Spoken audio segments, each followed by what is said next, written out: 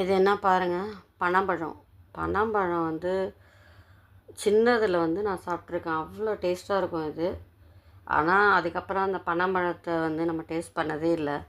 சரி, இது மரத்துலேருந்து உழுந்து, ஆனால் அது நம்ம சுடுறதுக்கு முன்னாடியே நல்ல கொல கொலன்னு இருக்குது. அவ்வளோ டேஸ்ட்டு.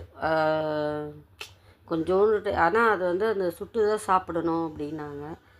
அது வந்து அந்த வீடே அவ்வளோ வாசனை இருக்குது பாருங்கள், அந்த பனம்பழத்தோடைய வாசனை. அது வந்து சரி, இங்கே மண் அடுப்பும் இல்லை அப்படின்னு சொல்லிட்டு அதை வந்து நம்ம அந்த ஸ்டவ்வில் தான் சூடு பண்ணோம். அது எவ்வளோ காமிக்கணும்னு தெரியல. அதுக்கப்புறம் கொஞ்சம் அப்படியே ஃபுல்லாக அதை சுட்டு அதை வந்து 2 பழம் கிடச்சிது. அதை நல்லா அந்த ஸ்டவ்வில் சுட்டாச்சு பாருங்கள். சுட்டுட்டு அது நல்லா கொஞ்சம் மேல் தோலெல்லாம் கொஞ்சம் கருகிடுது. அதுக்கப்புறம் உள்ளே வந்து நல்லா அந்த அப்படியே கொஞ்சம் கொல கொலன்னு இருக்குது.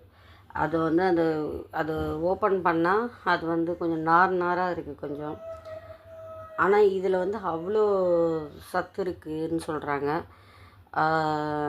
அயனு நிறைய சத்து இருக்காம் அதில், நார் சத்தும் சேர்ந்து இருக்குது. இதை நம்ம வந்து எல்லாருக்குமே கிடைக்கணும்னு இல்லை, எல்லாருக்கும் பிடிக்கும்னு சொல்ல முடியாது. இது பிடிக்கிறவங்களுக்கு அது பிடிக்கும். கிராமத்தில் தான் இது ரொம்ப விரும்பி சாப்பிடுவாங்க இதை. இது யார் யாருக்கு பிடிக்கும்னு கமெண்ட் பண்ணுங்கள். ஆனால் இது கொஞ்சம் சிறுங்கசப்பாக இருந்தது, ஏன்னு தெரியல. பழம் வந்து ரொம்ப டேஸ்ட்டுன்னு சொல்ல முடியல.